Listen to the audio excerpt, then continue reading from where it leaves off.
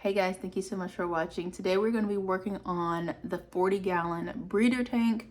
I am going to be aquascaping this tank to the best of my ability. I am still learning this. This is all new to me as of this year. So I am starting off with a tank that already had gravel and fish and all that kind of stuff in it already.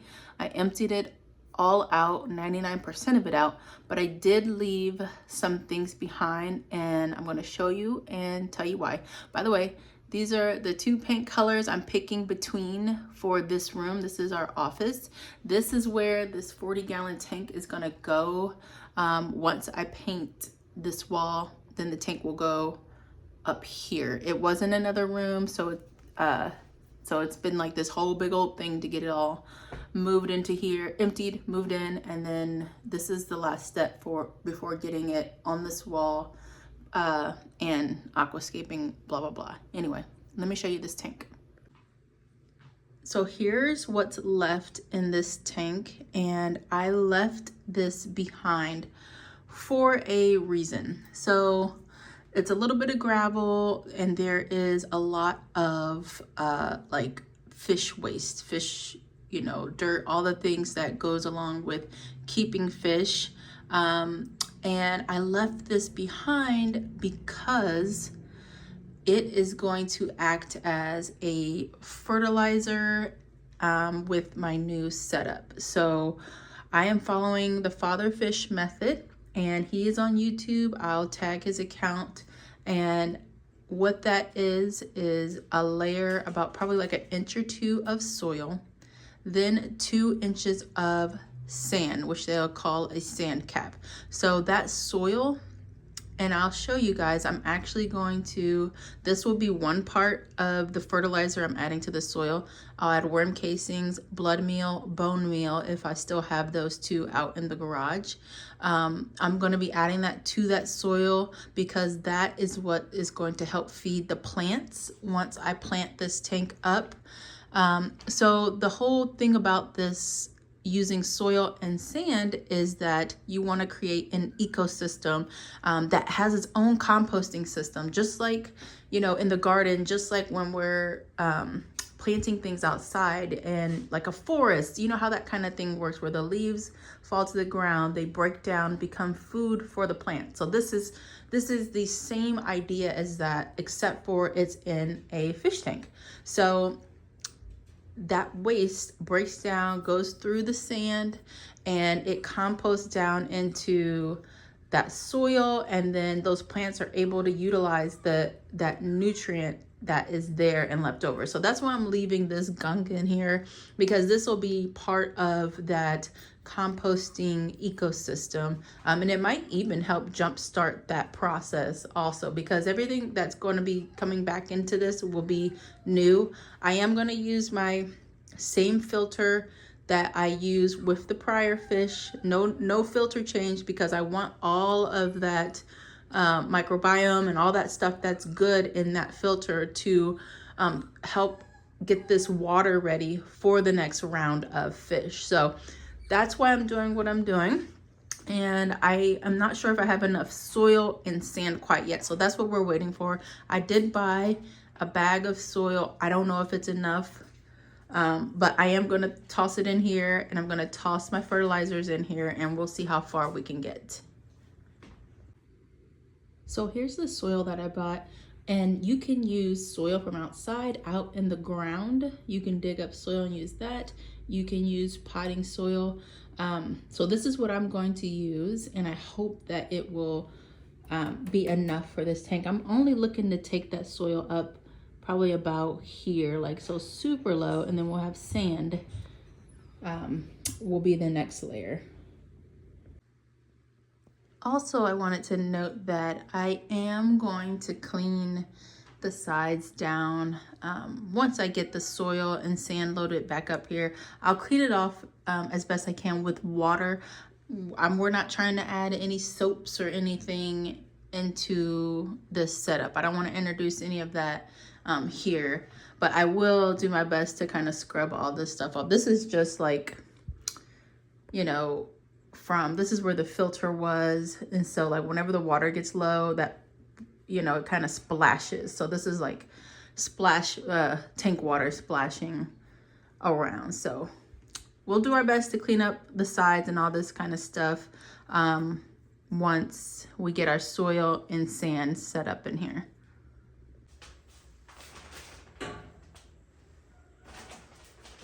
Says this package will yield 25 quarts dry.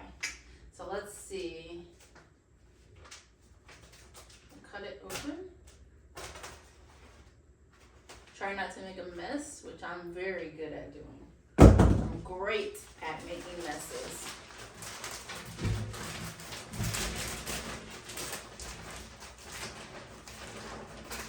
All right, we'll start right with this amount. And I need to actually go get my shovel. So I'll be right back.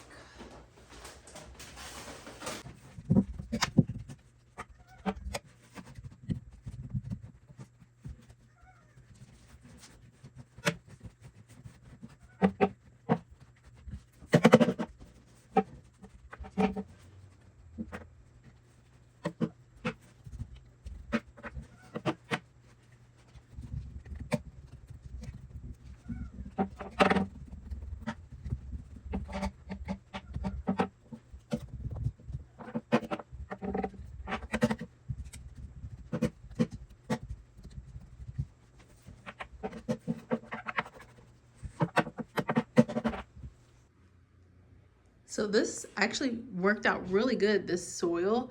It spread all the way across, and it's actually a really nice layer that's in here. It's probably about, I would say maybe around 1 inch or so, or close to an inch. And then we're gonna come in with 2 inches of soil, or 2 inches of sand on top of this. They call that this sand cap.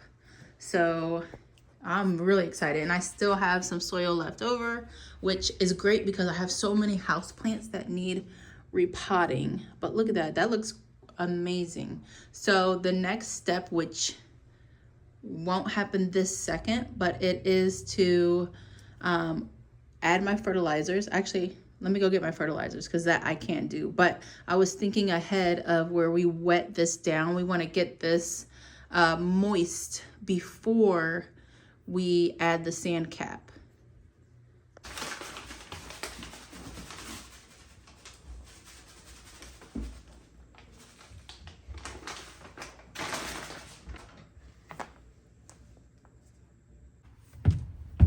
So now we're looking for the blood meal and bone meal and see if we've got both of those, and I think we do. The last I used these were planting garlic, so we're gonna use a little bit of each. Here's the bone meal, here's the blood meal. Blood meal, I don't like the way that sounds, meal. Blood meal, bone meal. I don't know. Anyways, all right, let's go add these to the tank.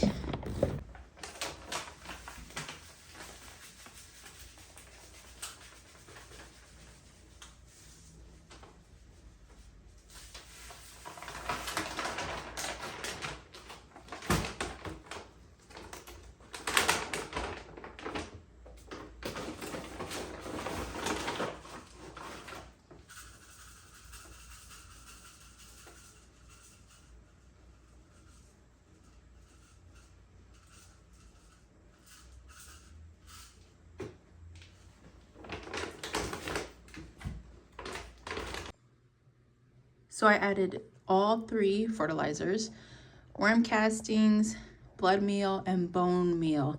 And then we also have, you know, the stuff at the very bottom, that fish waste from the last fish that were in here. So my thoughts on this are, I hope I didn't do too much, and I hope I didn't do too little, because this is the only time, like this point in the process is the only time that you can add something like this to this soil. Because once you fill it with sand and water and fish and plants, like you're not gonna be able to go back down here and add bone meal and blood meal and worm castings.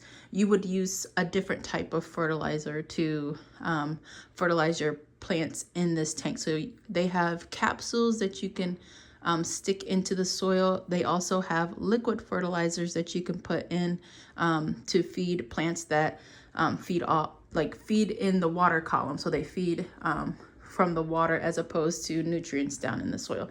So I hope that I've done enough. I'm gonna go ahead and mix this all up and then flatten it back out. And then from this point, you know, once it's all mixed up, we would go in and soak this soil. But I'm not gonna soak it just yet because I do wanna grab another bag of sand and then to make sure that I have a lot, because I do have some sand. I don't know if it's gonna cover like 2 inches like I really want for this area. Now, I have seen other people who don't use soil and just use sand, but from what I'm gathering in the Facebook fish groups is that gravel is kind of like bottom of the barrel for substrate for your fish tank. So, I mean, these aren't the only tanks I've ever had in my life, but when I have ever done a tank outside of this year, I've always used gravel, always used it. Those tanks never really lasted long for me. They always were, oh, they just got too dirty, the fish died, they were nasty, kind of gave up on them. But this time around, I'm trying to do things different. Like I said, I want to build a natural ecosystem in there to where it all kind of recycles itself. But let me show you my other tank real quick to show you what it looks like. So I know I mentioned in some other videos about my 29-gallon tank and how I use a different type of substrate for that. So let me show you. So this is my 29-gallon tank, and I am using this right here, which is called fluval, and I believe it is a volcanic ash type of, it's made from volcanic ash. So it's supposed to be really good for plants, really good for your fish. And so I'm trying that in this tank, and so far I like it. The only thing is I've been trying to grow grass in here, and it's a dwarf hair grass, and I have not had success with this grass. It either gets dug up or it just dies off. And you know, dying off is typical for when you first plant a plant in your tank. You will get some of that plant that will kind of melt away, or the whole plant will melt away and then grow back, or I've had lots of plants that have just died and have not come back. So just like with houseplants, it's normal once you replant something that it could just, you know, croak on you. So just be aware of that. And I've definitely seen many plants die for me in this aquarium journey of mine. Very, very new aquarium journey. So like I said, I'm only like not even a full year of like having planted tanks. So yeah, but I really like this tank a lot. I like using the fluval. The fish are really happy in here. I've got a community tank, so we've got tetra, beta, what else is in there? Loaches, there's 2 frogs in there, there's shrimp in there. Here's one of the loaches. You can see him. There he is. He looks a lot like a snake.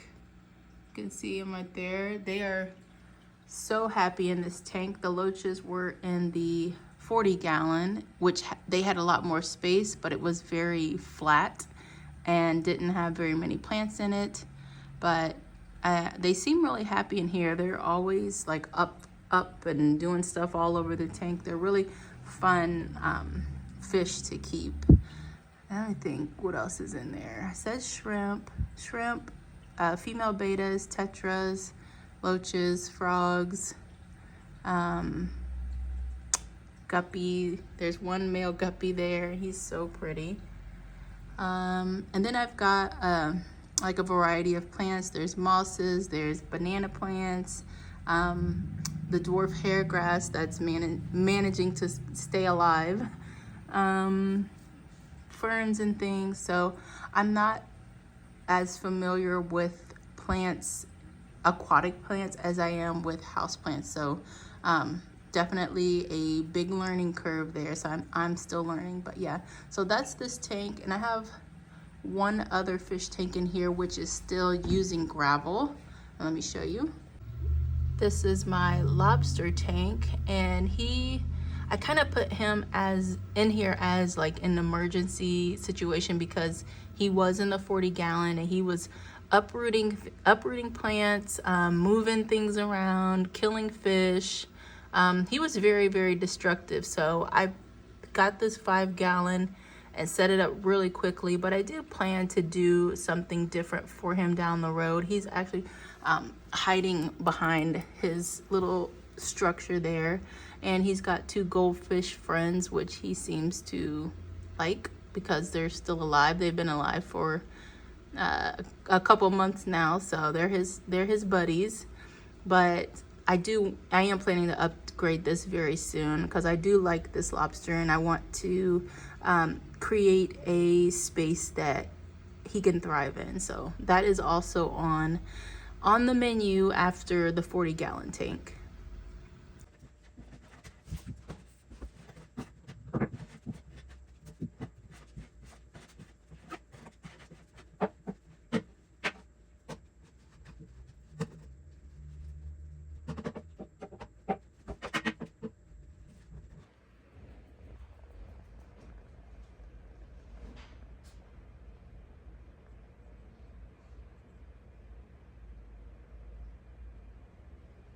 So it's been a few days since I added the soil to the aquarium, and I ended up painting my office in those few days. Here's what it looks like. We did a green color, which I like a lot.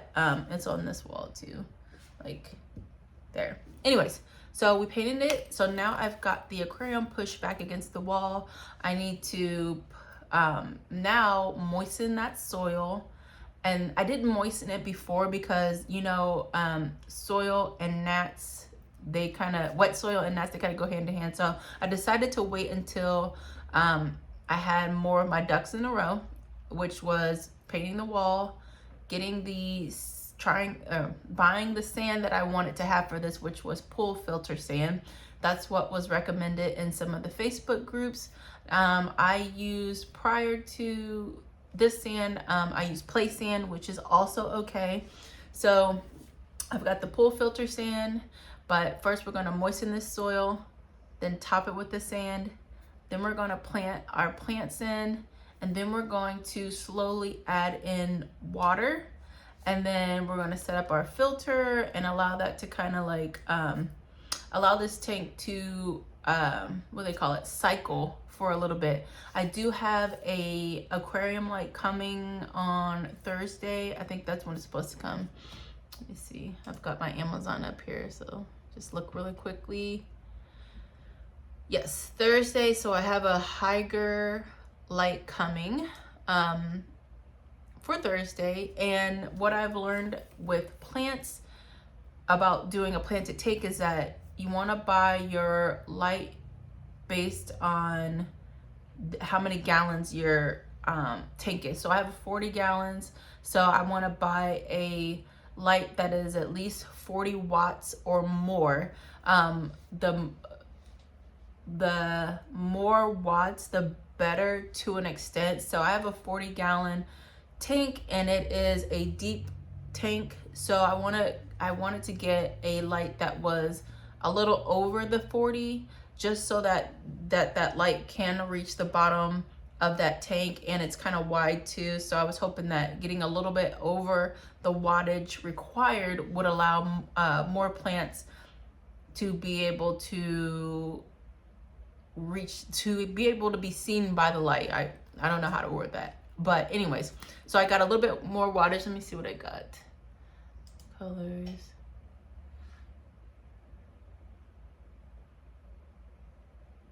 What is my wattage? It's over 40. What is it?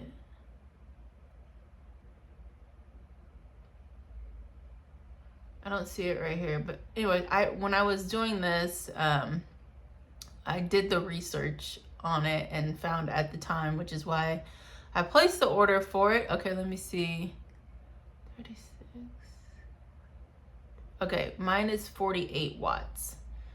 So that should be good enough or a little better for the plants that I put in. So I have plants that I have for my other tanks that I'm going to be adding in. Then I also bought some new plants today from PETCO. If you don't know this, PETCO price matches to their website. So if you see a plant or anything in their store that is cheaper online, just like screenshot a picture of that and show it to them or show them the actual site. Anyways, so I got a bunch of little plants from there, and you might not be able to tell exactly what they are, but I'll go through the names. This one is Anubis nana. So we got that Anubis nana, if you can see that. That's N-A-N-A.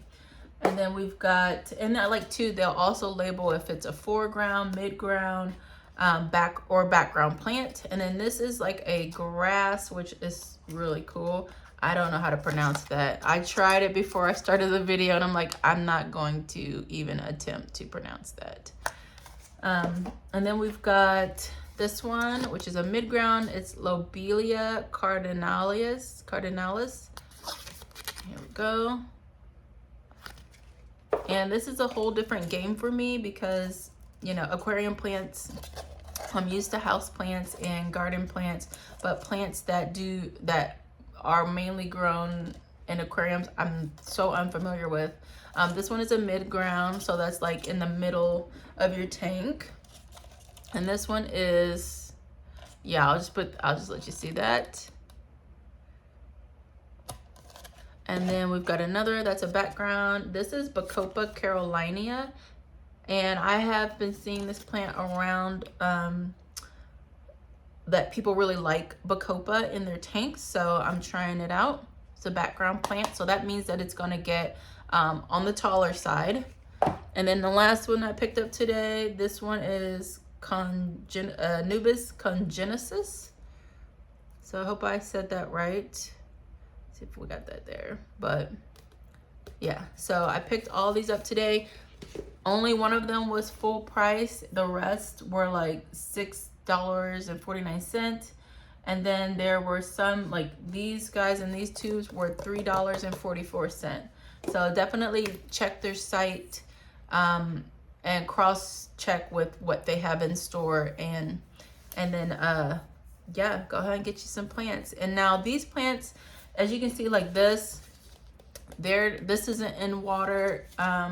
These guys are in a type of gel down here that the roots can feed off of, so they won't dry up. So what you want to do is you got to rinse that gel off before you plant them. And another thing to note is that because these plants aren't submerged, a lot of times when you take a plant like this and then you plant it in water, even though it is, you know, an aquatic plant, it has the potential to die back, but hopefully it will regrow again. It's just like when you're repotting a regular house plant, and sometimes you do that repot and it just is struggling. So it's kind of like the same thing. That's how I like to think of it. So just know, if you do buy a plant online or buy it from the pet store or wherever, and you plant it in your tank, don't be alarmed if you start getting your leaves start kind of disintegrating away or dying back, falling off, whatever. Just kind of give it some time.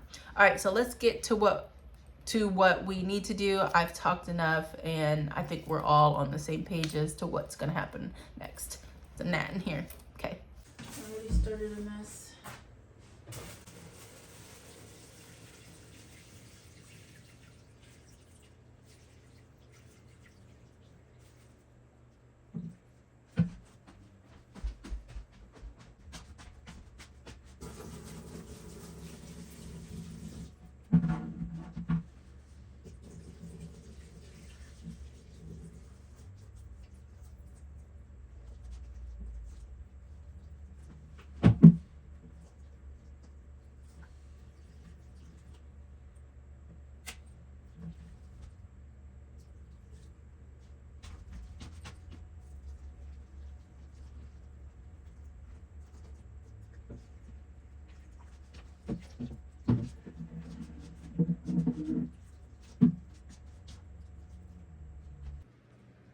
So here's the pool filter sand that I picked up from Roll King. This was about, I want to say it was like $14-15. Hi, Pepper. Hi.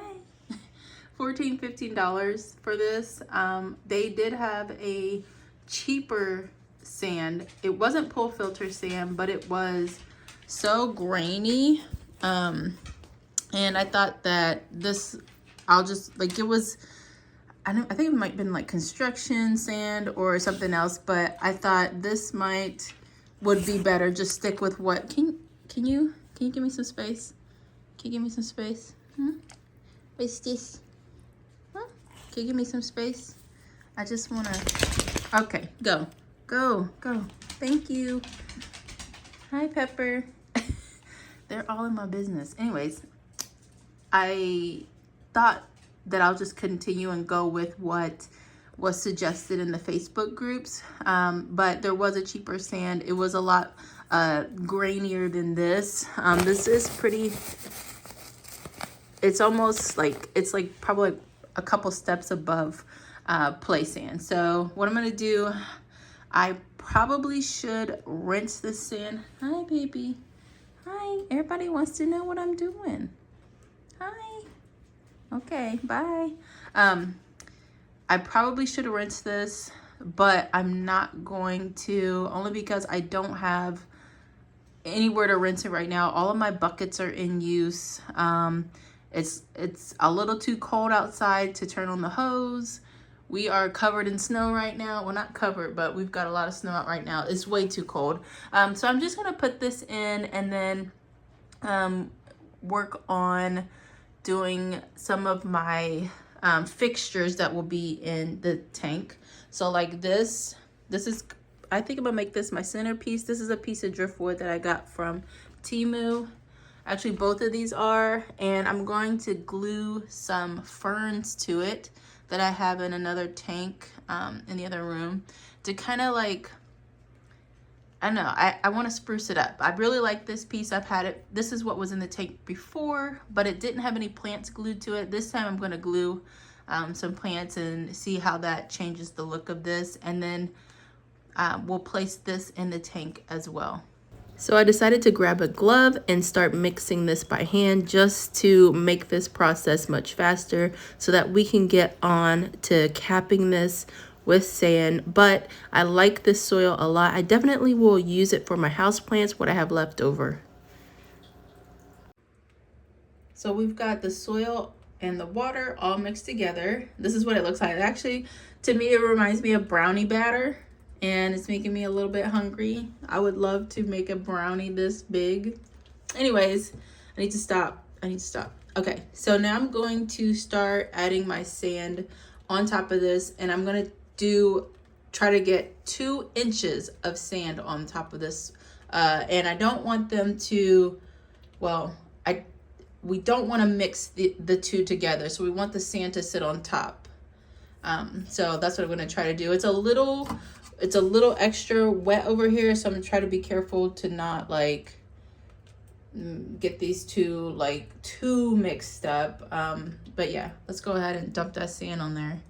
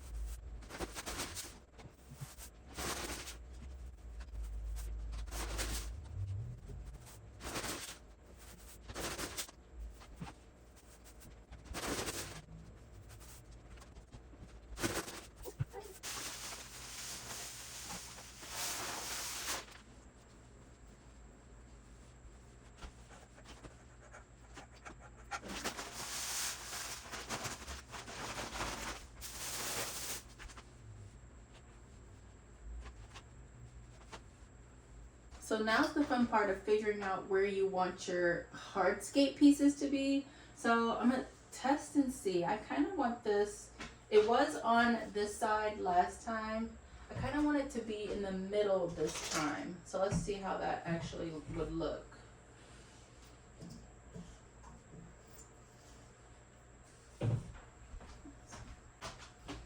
How does that look? And then this would be kind of moved up this way.